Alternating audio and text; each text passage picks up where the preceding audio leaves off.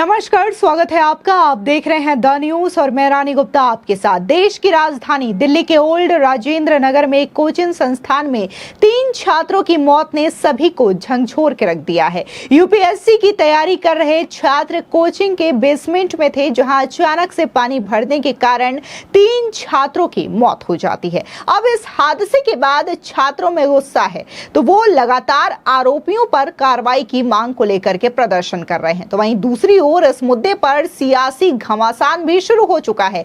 BJP और आम आदमी पार्टी इस मामले में एक दूसरे को जिम्मेदार बताते हुए प्रदर्शन कर रही है। बता दें कि बीजेपी के नेताओं ने राजघाट में मुंह में पट्टी बांध करके ये विरोध प्रदर्शन किया। आपको बता दें कि राजघाट यानी कि महात्मा गांधी का समाधि स्थल, वहां पर बीजेपी के तमाम लीडर्स, जिसमें वीरेंद्र सचदेवा जो कि दिल्ली से बीजेपी प्रमुख हैं, इसके अलावा बांसुरी स्वराज समेत कई सारे बीजेपी के लीडर्स मौजूद थे, जिन्होंने न सिर्फ अरविंद केजरीवाल की सरकार पर हमला बोला, बल्कि सीधे तौर पर अरविंद केजरीवाल और आम आदमी पार्टी पर संवेदनहीन होने का आरोप लगाते हुए केजरीवाल के इस्तीफे की मांग भी कर डाली। तो वहीं दूसरी ओर आपको बता दें कि ये मसला न सिर्फ बाहर विरोध प्रदर्शन तक ही सीमित नहीं है, बल्कि दूसरी ओर ये मामला सदन में भी गूंजता हुआ नजर आ रहा है और बाकायदा सदन में भी इस मामले को लेकर के चर्चा हो रही है और आम आदमी पार्टी के सरकार को लेकर के हमले बोले जा रहे हैं। इस बीच देखने को मिला कि राज्यसभा में रामदास अठावले ने भी शायराना अंदाज में आम आदमी पार्टी की सरकार पर जमकर निशाना साधा। सुनिए रामदास अठावले किस तरीके से राज्यसभा में अरविंद केजरीवाल की सरकार पर हमला बोल रहे हैं। जो दिल्ली में घटना घटी है, ये बहुत बड़ी दुर्भाग्यपूर्ण है। जो 3 बच्चों की मौत हुई है, अपने माँ बाप को छोड़कर दिल्ली में आए हुए बच्चों की मृत्यु हुई है, इसके लिए कौन जिम्मेदार है? मुझे लगता है कि दिल्ली का कैसा हो गया है हाल, दिल्ली का कैसा हो गया है हाल। क्या कर रहे मुख्यमंत्री केजरीवाल? केजरीवाल तो है जेल, केजरीवाल जी तो है जेल और संजय सिंह आते हैं वेल। इतना काम करने से नहीं चलेगा। मुझे लगता है कि इस विषय पर राजनीति की आवश्यकता नहीं है।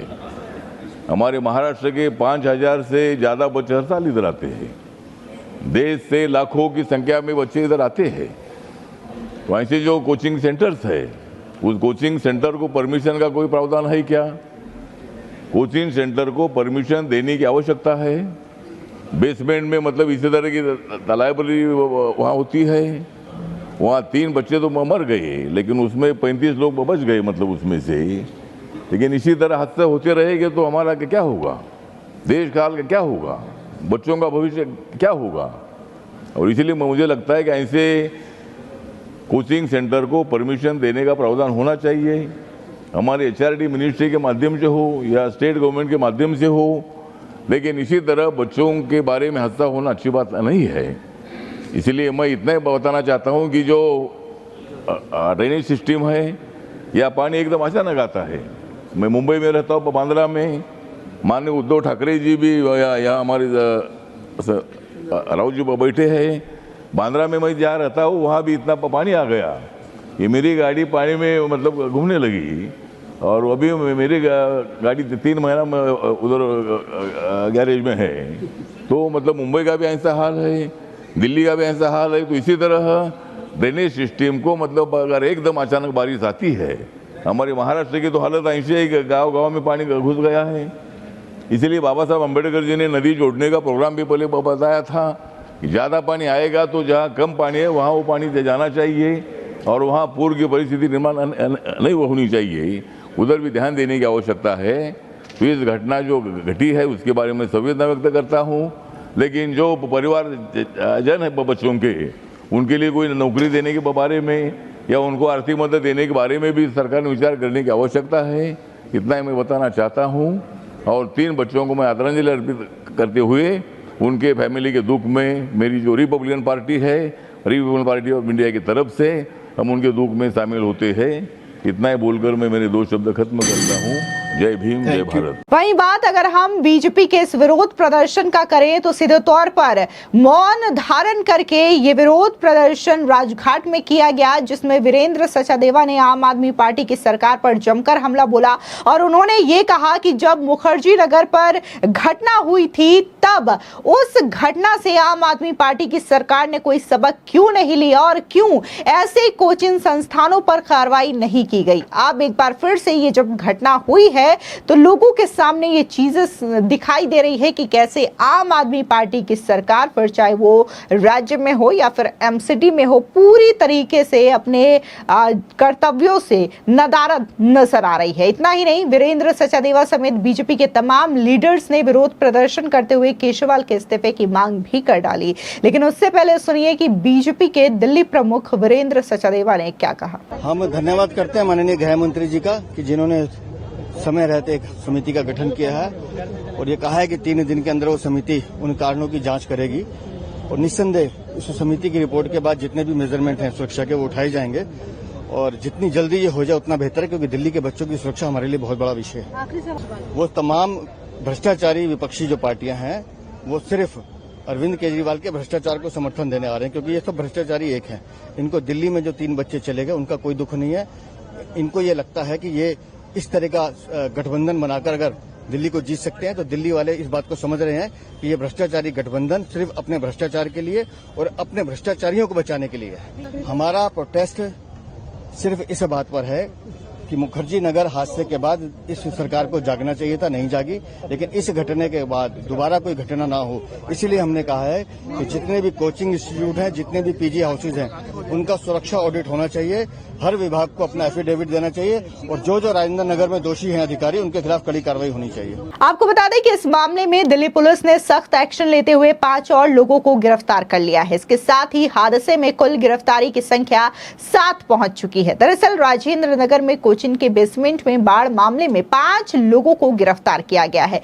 गिरफ्तार किए गए लोगों में बेसमेंट का मालिक और एक व्यक्ति शामिल है, जिसने वो गाड़ी चलाई थी जिससे कोचिंग के गेट को नुकसान पहुंचा था।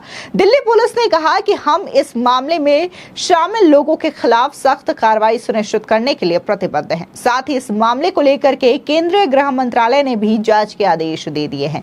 उधर दिल्ली के ओल्ड राजेंद्र नगर में हुई दर्दनाक घटना के बाद मंगलवार को भी छात्रों का प्रदर्शन जारी है। छात्र यहां अपनी कई मांगों को लेकर के धरना प्रदर्शन कर रहे हैं। पुलिस ने कई दफा छात्रों को समझाकर वहां से हटाने की कोशिश की, लेकिन छात्र अपनी मांगों को लेकर के अड़े हुए हैं।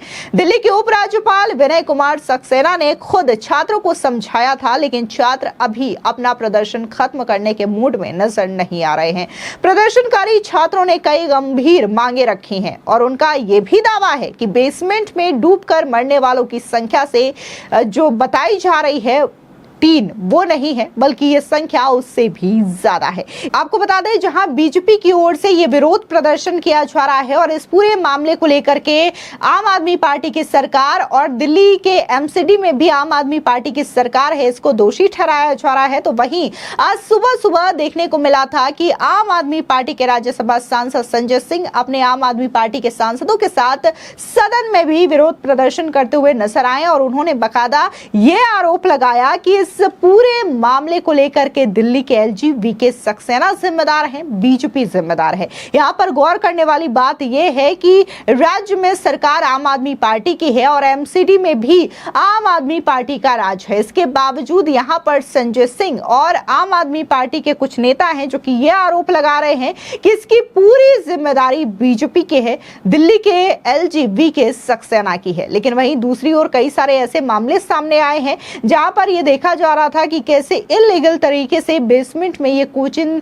क्लासेस हो रही थी, जिसके खिलाफ बाद में एक्शन लिया गया। तब तक बहुत देर हो गई थी और 3 छात्रों ने अपनी जान गंवा दी। फिलहाल इस पूरे मामले पर आपकी क्या राय है, हमारे कमेंट सेक्शन में जरूर बताएं। धन्यवाद।